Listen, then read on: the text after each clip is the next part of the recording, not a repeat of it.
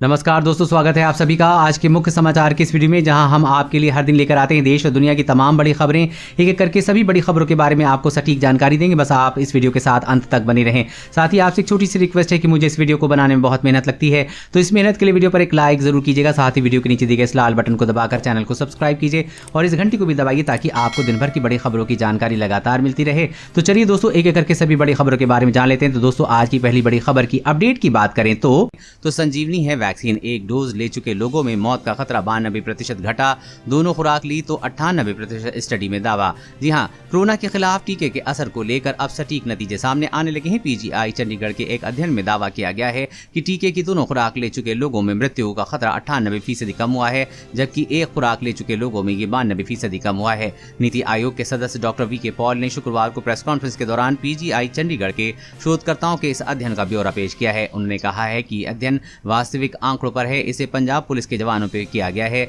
यह अध्ययन बताता है कि एक खुराक लेने पर मृत्यु से बचाव 92% और दोनों खुराक लेने पर 98% होती है। इससे पहले सीएमसी वेल्यूर ने भी स्वास्थ्यकर्मी पर एक अध्ययन किया था, उनके नतीजे भी इससे मिलते जुलते थे। अध्ययन से साबित होता है कि टीका जान की रक्षा करता है।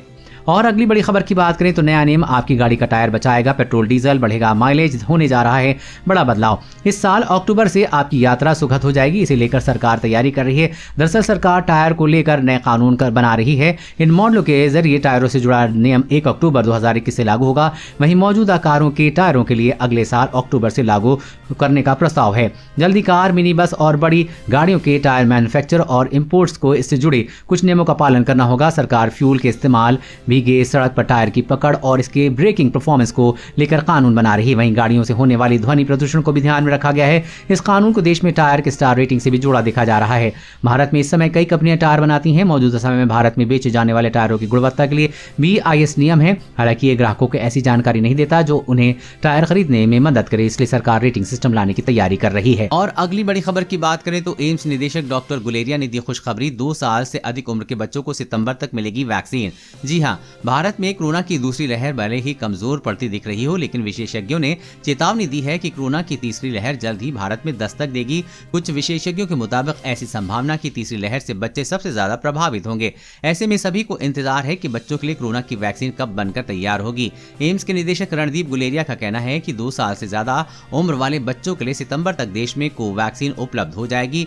डॉक्टर गुलेरिया ने बताया है कि ट्रायल के दूसरे व तीसरे चरण को पूरा करने के बाद बच्चों के लिए कोवैक्सीन का डेटा सितंबर तक उपलब्ध होगा और उसी महीने वैक्सीन को अप्रूवल मिलने की उम्मीद है।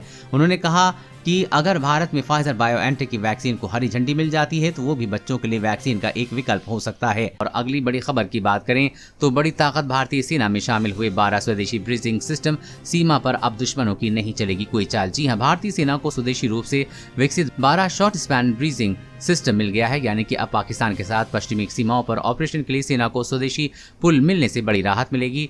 शॉर्ट स्पैन ब्रीजिंग सिस्टम से छोटी नदियों और नहरों जैसी भौगोलिक बाधाओं से सेना को सुविधा मिलेगी। 10-10 मीटर के ये 12 ब्रीजिंग सिस्टम यानी कि छोटा पुल पाकिस्तान के साथ सटी पश्चिमी सीमाओं पर संचालन के लिए होगा। DRDO प्रमुख सतीश रेड्डी और सेना प्रमुख MM नरवणे की मौजूदगी में सेना को ये सिस्टम सौंपा गया है। कोर ऑफ इंजीनियरिंग में 492 करोड़ रुपए की लागत से पहले 12 स्वदेशी शॉर्ट स्पैन ब्रीजिंग सिस्टम को विकसित किया गया था। आत्मनिर्भर भारत के लक्ष्य की तरफ ये पहला और सफल कदम है। इस सिस्टम को सेना में शामिल होने से सेना की ताकत और बढ़ेगी।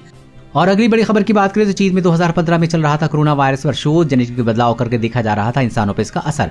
जी हां, मानव आबादी पर खतरा बनकर मंडरा रहे कोरोना वायरस की उत्पत्ति और इसके संक्रमण को लेकर शक की सुई अभी भी चीन की साजिश की ओर इशारा कर रही है। पता चला है कि चीन के मानव कोशिकाओं पर इस वायरस के असर को लेकर 2015 से प्रयोग चल रहा था। ये प्रयोग वुहान के वायरोलॉजी इंस्टीट्यूट में चल रहे थे। कोरोना वायरस के संक्रमण को लेकर अभी तक जितनी भी आशंकाएं जताई गई हैं उनमें सबसे पुख्ता वुहान की लैब है, उसमें बाहर आने की है। ये मानना है विज्ञान के मामलों के प्रमुख लेखक निकोलस वार्डे। जी हां, वार्डी ने बताया है कि वुहान की लैब से कोरोना वायरस के बाहर निकलने की आशंका सबसे ज्यादा है, क्योंकि पूरे चीन में एक इकलौती लैब है जहां पर कोरोना वायरस पर शोध चल रहा था, जहां पर चमगादड़ में पाए जाने वाले कोरोना वायरस की जेनेटिक इंजीनियरिंग में बदलकर उसका मानव कोशिकाओं पर प्रभाव देखा जा रहा था। ये प्रयोग दक्षिण चीन स्थित यूनान की गुफाओं में रहने वाले सैकड़ों प्रजातियों के चमगादड़ लाकर उनके भीतर वायरस निकाल कर किए जाते थे। अगर इनसे कोई वायरस किसी तरह से बाहर आ गया तो इसमें कोई आश्चर्य की बात नहीं है। और अगली बड़ी खबर की बात करें तो हीरो की बाइक स्कूटर खरीदने के लिए अब ज्यादा पैसे खर्च करने पड़ेंगे। अगले महीने से कंपनी बढ़ा देगी कीमत। जी हाँ, हीरो मोटर कॉर्प की मोटरसाइकिल और स्कूटर खरीदने के लिए अब आपको ज्यादा खर्च करना पड़ेगा। कंपनी ने अगले महीने से अपने सभी मॉडल्स की कीमतों में 3,000 रुपए तक की बढ़ोतरी करने का फैसला लिया है। इनपुट लागत में इजाफा और कमोडिटी की बढ़ोतरी कीमतों में चलते कंपनी ने यह फैसला किया है। इसलिए अगर आप हीरो की बाइक या स्कूटर खरीदने का प्लान कर रहे हैं तो इसे महीने में बुक करा लें। कंपनी ने बताया कि मोटरसाइकिल और स्कूटर के अलग अलग मॉडल पर कीमतों की बढ़ोतरी अलग अलग होगी। अधिकतम 3,000 रुपए का इजाफा होगा। कंपनी का कहना है कि बीते कुछ समय से कमोडिटी की कीमतें लगातार बढ़ रही हैं, इससे इनपुट लागत में इजाफा हो रहा है। अब कंपनी ने इसका कुछ हिस्सा ग्राहकों पर डालने का फैसला किया है, जिसके तहत कीमतें बढ़ गई हैं।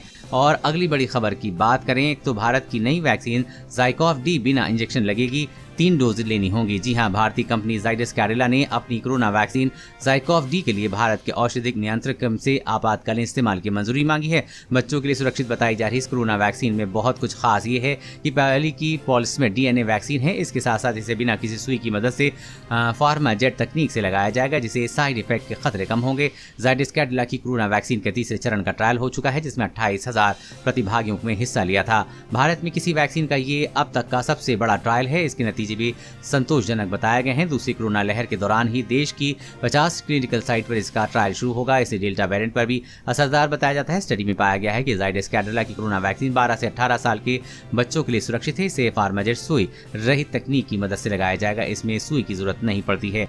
और अगली बड़ी खबर की बात करें तो ई कॉमर्स कंपनियों की फ्लैश सेल पर नहीं लगेगी रोक, सरकार ने कहा शिकायतों पर होगी जांच। जी हां, अमेजॉन, फ्लिपकार्ट जैसी ई कॉमर्स कंपनियों के डिस्काउंट ऑफर और फ्लैश सेल पर फिलहाल रोक नहीं लगेगी। कंज्यूमर अफेयर्स मिनिस्ट्री ने इस मामले पर साफ तौर पर कहा है कि डिस्काउंट ऑफर और फ्लैश सेल पर रोक लगाने का इरादा नहीं है।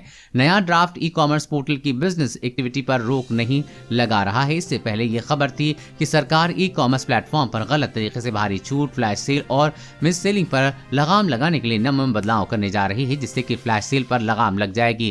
फ्लैश सेल की आड़ में ग्राहकों के साथ धोखाधड़ी और फर्जी कंपनियों पर रोक लगाने के लिए नए प्रावधान ड्राफ्ट रूप में शामिल किए गए हैं। हालांकि ये रूल्स अभी फाइनल नहीं हुए हैं। नया ड्राफ्ट ई कॉमर्स पोर्टल की बिजनेस एक्टिविटी पर रोक नहीं लगा रहा है। हर फ्लैश सेल की जांच नहीं होगी, जिनकी शिकायत मिलेगी उसकी जांच होगी।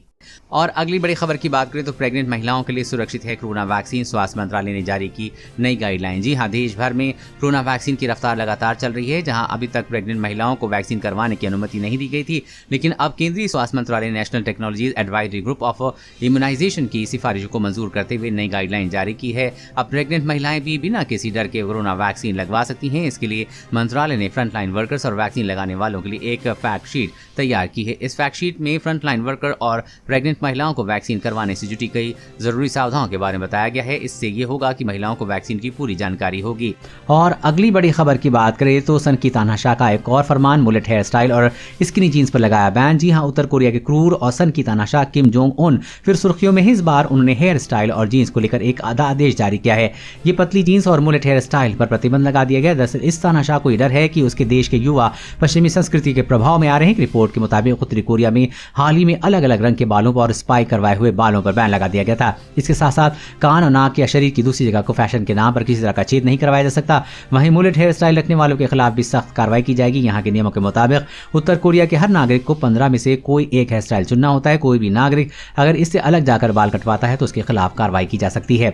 और अगली बड़ी खबर की बात करें तो इस देश में फिर बढ़ रहे कोरोना केस। अब वैक्सीनेट हो चुके लोगों को दोबारा लगेगा टीका। जी हाँ, दुनिया में कोरोना वायरस के मामले भले ही कम हो गए हों, लेकिन कोरोना के नए वेरिएंट नए चुनौती बनाते जा रहे हैं। ब्रिटेन की scientific advisory group for emergency ने सर्दियों में कोरोना की स्थिति गंभीर होने की आशंका जाहिर की है। दूसरी ओर रूस में अब जिन लोगों को वैक्सीन लग चुकी है उन्हें दोबारा से वैक्सीन लगाई जाएगी। रूस के राष्ट्रपति व्लादिमीर पुतिन ने कहा है कि देश के कई इलाकों में संक्रमण की स्थिति गंभीर है, इसलिए इन इलाकों में फिर से लोगों को टीकाकरण की योजना पर काम किया जा रहा है। रिपोर्ट के मुताबिक मॉस्को में कोरोना के नए केस लगातार बढ़ रहे हैं। रूस में बीते 24 घंटे में 17,378 नए मामले आए हैं। इस दौरान 440 लोगों की मौत हुई है। पुतिन ने कहा है कि दुर्भाग्य से कोरोना का खतरा कम नहीं हुआ है। कई क्षेत्रों में स्थिति पहले से ज्यादा खराब है। यहाँ वैक्सीनेट हो चुके लोगों को दोबारा टीके लगेंगे। और अगली बड़ी खबर की बात करें तो सस्ती होगी दालें, जमाखोरी पर लगाम लगाने के लिए सरकार ने लागू किया स्टॉक लिमिट। जी हां, कोरोना काल में आम लोगों को राहत देने के लिए सरकार ने बड़ा कदम उठाया है। दालों की महंगाई रोकने के लिए केंद्र सरकार ने दालों की स्टॉक लिमिट पर तय कर दी है। ये आदेश तत्काल प्रभाव से लागू कर दिया गया है। इसे थोक विक्रेताओं, रिटेलर्स, मिल मालिकों और इम्पोर्टर्स पर लागू कर दिया गया है। दालों की बढ़ती कीमतों को देखते हुए सरकार ने मूंग को छोड़कर सभी दालों पर स्टॉक लिमिट लगाई है। कारोबारी किसी भी दाल या दलहन का सरकार की तरफ से तय लिमिट से ज्यादा का स्टॉक नहीं रख पाएंगे। मंत्रालय के मुताबिक अगर स्टॉक निर्धारित सीमा से ज्यादा है तो उन्हें उपभोक्ता मामलों के विभाग के ऑनलाइन पोर्टल पर घोषित करना होगा। दालों की कीमतों में लगातार बढ़ोतरी के चलते ये फैसला लिया गया है। दोस्तों, आज की खबरों में बस इतना ही। इसी तरह हर रोज काम की खबरें जानने के लिए आप हमेशा हमारे साथ जुड़े रहें। हमारे साथ जुड़ने के लिए वीडियो के नीचे दिए गए इस लाल बटन को दबाएं और साथ ही घंटी को भी दबाइए ताकि आपको हर खबर की सटीक जानकारी मिल सके। जय हिंद।